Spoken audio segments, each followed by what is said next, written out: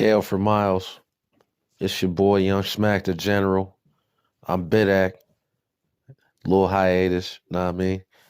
But give you my post fight thoughts to Terrance Bud Crawford versus Kell Brook, the special one. The action started off a little bit slow. Even to the lead up, Kell Brook came in phenomenal shape. Bud Crawford, he looked good at the weigh in. He looked a little soft in the ring. But we know that doesn't really matter much for some fighters. I think that Crawford is probably fighting near his peak. He may be able to go up to 154, but he's already in his approaching his mid 30s. So I think he's probably going to end at welterweight. Uh, Kell Brook. He gave a great effort. He started off, he looked real good, but Bud Crawford in the fourth round with about a minute and a little bit of change left with the stoppage. Um, Bud has a 74-inch reach to Brooks' 69-inch reach. Really didn't see Bud use the jab a whole bunch, but he was collecting data a la Lomachenko, but his downloads came a little faster than Lomachenko. He did what Lomachenko should have did, but wasn't able to do. Bud Crawford looked like a dog in there, exactly what we thought he would be.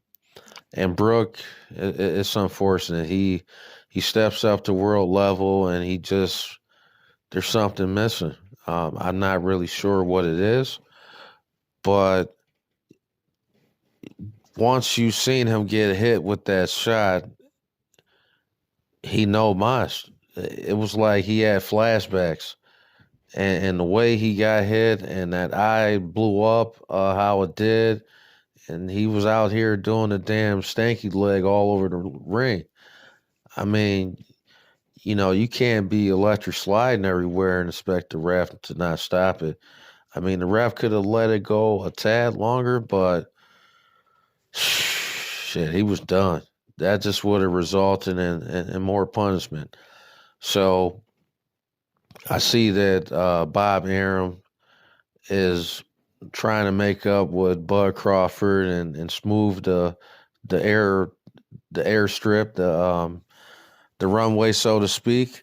But to be honest with you, if I were Bud, I would move on and either sign with the PBC or do business with the PBC, because your stock isn't gonna be any higher than it is right now without fighting those big names, such as a Earl Spence, such as a Danny Garcia, such as a Showtime Sean Porter.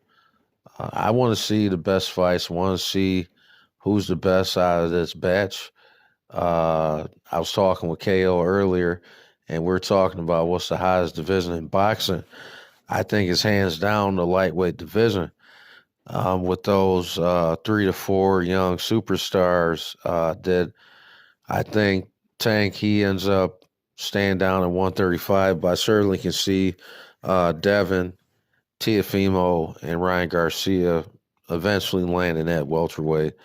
And Garcia, he has Golden Boy 2.0 written all over him. He just needs the right fights to propel himself to superstardom. But getting back to Bud Crawford, man, I got a text from my guy. He said, "Is that the truth from Omaha? Is that boy from Omaha?" Yes, it is. Terrance Bud Crawford. Until proven otherwise, he's pound for pound that guy. I mean, you could say Canelo. There's a couple names, but for me, it's really those those two names, Canelo and Bud. And I don't want to hear about Inoue and all these other names. Um, But the pound for pound for me was always about who can move up and be effective in multiple weight classes based off of skill. We haven't seen Earl Spence move up or move down.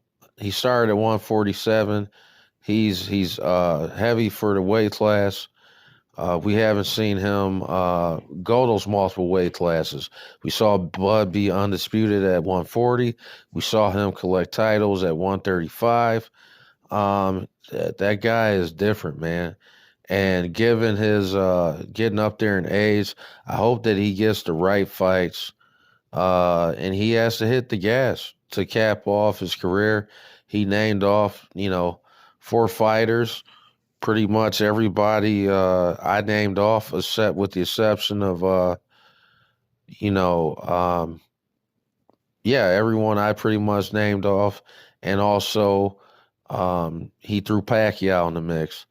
And so if he doesn't get the Pacquiao fight, I don't want to see any more green machines or, JoJo, Julio, Felix Diaz's, Liam Callum's, Callum Liam's. Um, let's get it rocking. Let's make this fight happen. I know that EJ wants it. And talking to people that are close to this team, I'm not that close to him personally, but I know people. I know a guy who knows a guy that's in his camp. Multiple people. So they're both phenomenal fighters, but Bud Crawford and Earl Spence Jr. for all the marbles. That's the fight to make. I don't really want to entertain too much else. That fight should and needs to happen in 2021. I mean, there's no reason. Too often we've been robbed of the right fights at the right time in boxing, and hopefully this fight can be made so that we can have clarity on who's that guy at 147. Earl has a banger of a fight with Danny Garcia. Um, you know, 6 toes down, 11 toes down. He's going to come to fight. He has an iron chin, hasn't really been down at all as a professional, and that's no look hook Danny right there. So that's going to be a firefight. And when you get to the top elite level in boxing, the degrees of separation are so small from very good to elite that every little bit to the normal person is a country mile to the guys at the top level. Kell Brook, he is a very good fighter. He came in amazing shape, but Bud Crawford he's just different, man. He's just different. You know, he's just different to the point you just do the MJ shrug. And, I'm going to start getting more videos out here. It's been too long, but I'll make sure that I get back here in the booth sooner. Once again, Care for Miles, this your boy, Young Smacker General. I'll holler.